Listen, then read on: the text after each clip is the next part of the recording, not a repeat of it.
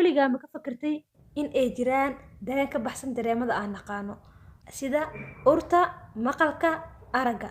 maantay waxaan idinla wadaagaa ciwaan cajiib ah. ciwaankaas oo in badan aan ka fakarayay maantan aan ka dhexelay buugga jiraalkaygii 2. buuggan wuxuu ka hadlayaa daraasado badan ee lagu sameeyey dareenka loo yaqaano dareenka lixaad. waxaa la dhahaa in la bilaabo daraasadahan ama fiirfiiriska loo sameeyo oo indhindheen lagu sameeyo waxaa lasoo bilaabay 1963. tijaabadii ugu horreysay waxaa sameeyey nin kasmaal ah. waxaa lagu sameeyey isaga iyo hooyadii. waxaa lagu xiray labadooda 2 qol oo kala duwan.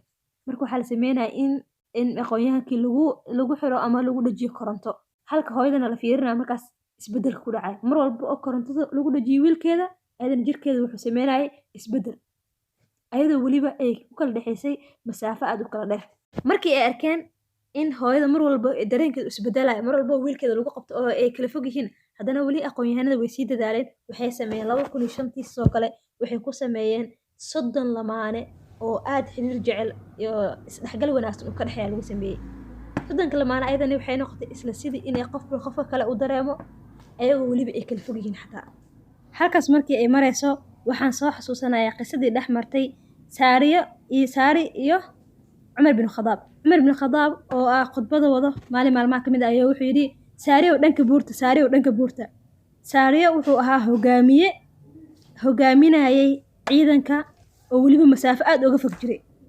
hogaamiyihii warkii wuu maqlay, dhanka buurta ayuuna aaday.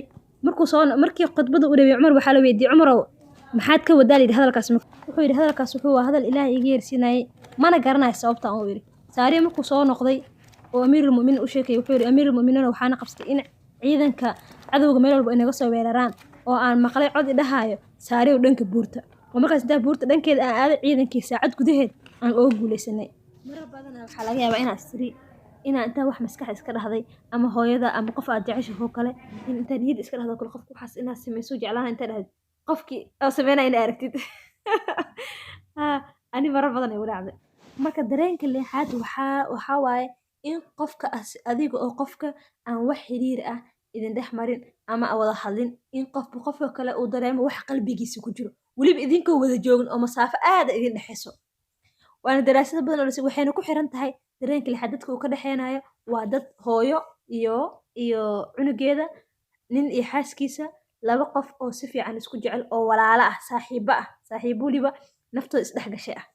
qof walba oo si fiican ay isugu dhowdihiin oo qalbigiisa iyo nafsadaada ay aad isku dhexgaleen oo jecel xoog idinka dhexeeyo, waxaa dhici karto in maskaxdiisa wixii ku jiro adigana aad dareemi kartid adigoo weliba aad u kala fog yihiin. waxaa xasuustaa hadda kahor macallin psychology dhigi jira wuxuu dhahay mar anoo Uganda joogo aad u xanuunsado dhahay hooyaa suuxi soo markaas waxay tiri yiri maxaa kugu dhacay xala wax baa dareemayay. wuxuu yiri Uganda markaa joogo qofna lama joogin, guri kaliya degnaa, hooyaday Soomaaliya joogtay. marka waa la yaabuu dhahay in hooyaday ay dareento aniga wixii igu dhacay habeenkaasna wuxuu yiri tacbaan aad zaid u xanuunsado. marka way jirtaa in dareen xoog leh uu ka dhexeeyo dadka 2 qof oo aad isku faantay, waalidka iyo ehelkiisa. dareenkaas marka waxa loo yaqaan dareenka lixaad. haddii adiga isku aragtid mararka qaar laga yaabo inaad isku aragtid inaad maskaxda waxa iska dhahday qofkii aad jeclaadna wixii asagoo sameynaya aad aragtid. dareenkaas loo yaqaan dareenka lixaad. sidoo kale dareenka lixaad mararka qaar wuxuu noo sheegaa khatara aan weli dhicin. tusaale kale adoo meel isku joogo kale adiga ama gaari saaran tahay inaad dhahdid ala gaariga ama gudoomi raba oo gaariga uu gudoomo. dareenkaas asagana wuu jiraa. asagana waxa dhahaynaa waa dareenka lixaad. waa mahadsantiin wax yar maga fahanteen bal dareenkan cajiibka ah ee inuu dhex duugan. assalaamu calaykum.